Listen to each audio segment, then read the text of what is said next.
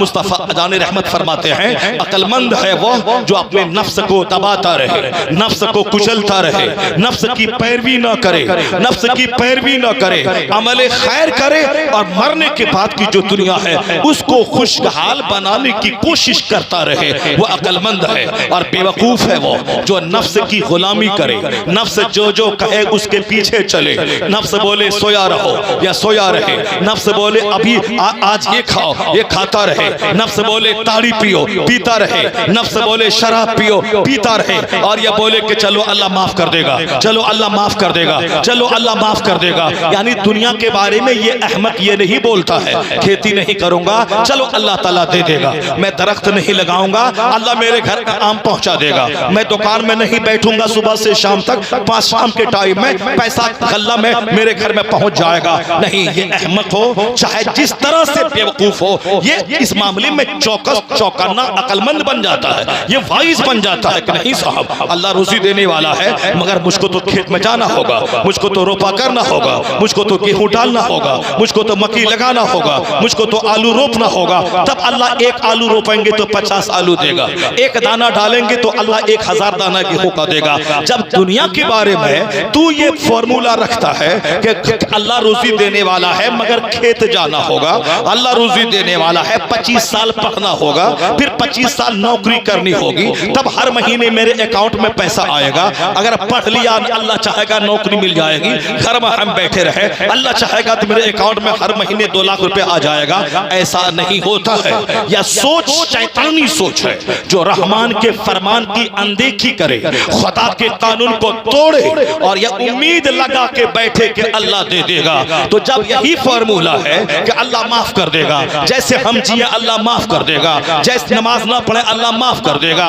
रोजा नहीं रखे अल्लाह माफ कर देगा, कुछ में हिम्मत मेहनत जिहाद ना करे अल्लाह ताला हमें काफिरों पे गलबा दे देगा, ये काफिर जलील हो जाएगा और हम हाकिम बन जाएंगे, हिंदुस्तान की गद्दी मेरे हाथ में आ जाएगी, इसराइल के यहूदी के टैंक में कीड़ा फर जाएगा और फिलिस्तीन के मुसलमान उस जंग को जीत जाएंगे। ऐसा नहीं होता इस दुनिया में अल्लाह की कि हम तमन्ना शैतानी करें और रहमान की मदद नासिल हो जाए, नहीं होता है। जब तुम दुनिया के मामले में चौकस है कि हमें चाहिए गेहूं तो खेत में डालना होगा, चाहिए आम तो पेड़ लगाना होगा, चाहिए नौकरी तो मेहनत करनी होगी, चाहिए पैसा तो बिजनेस करना होगा, तो जिस तरह दुकान से पैसा चल के घर में नहीं आता, दुकान में बैठने से आता है, तो फिर तुमने आखिरत का फॉर्मूला तुमने सस्ता क्यों बना लिया कि नमाज छोड़े चलिए अल्लाह माफ कर देगा, रोजा छोड़े चलिए अल्लाह माफ कर देगा, हज फर्ज है नहीं करे अल्लाह माफ कर देगा, ज़कात नहीं निकालते अल्लाह माफ कर देगा, निकलना था 1 करोड़ में 2.5 लाख तो 50,000 निकाल के चुप हो गए, 50,000 हमने निकाल दिया,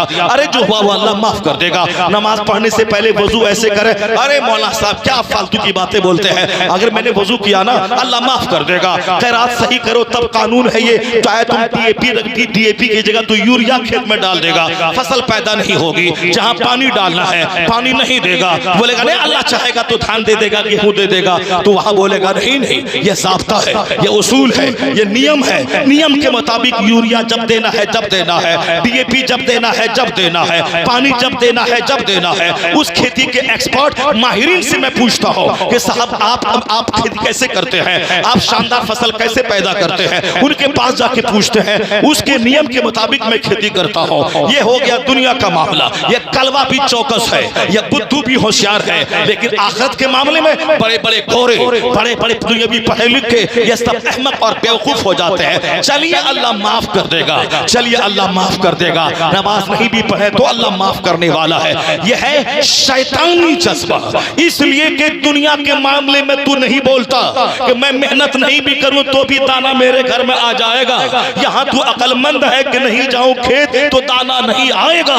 तो यही बात आखिरत के बारे में भी सोच ले कि जिस तरह दुकान जाना होगा, खेत जाना होगा, नौकरी करनी होगी तब पैसा आएगा, उसी तरह ये भी सोच ले कि दुकान गए खेत गए बगैर रोजी नहीं मिलती है तो मस्जिद गए बगैर भी जन्नत नहीं मिलती है, रोजा रख के बगैर भी जन्नत नहीं मिलती है, हज और ज़कात के बगैर जन्नत नहीं मिलती है। अगर ये फार्मूला हो तो खेत भी बंदा जाएगा, मस्जिद भी बंदा जाएगा, यहाँ भी खुशहाल रहेगा, और जब मरेगा तो जन्नत की बहार है, उसका इस्तेमाल करने को तैयार हो जाएगा। अल कय्यसु मत्ताना नफ्सा व अमिला लिमा बादल मौत। अक्लमंद है वह जो अपने नफ्स की मुखालिफत करे और फिर आखिरत का अमल करता रहे और डरता रहे, अल्लाह से रोता रहे। हज तो मैंने 5 बार कर लिया, इलाही अगर तूने रद्द कर दिया तो मेरा क्या होगा। मैंने 50 बार उम्रा तो कर लिया, अगर तुमने मेरे चेहरे पे उम्रा को मार दिया कि तेरा माल मशकूक था तो फिर मेरा क्या बनेगा। नेकी करे डरता रहे, रोता रहे, और बुराई करे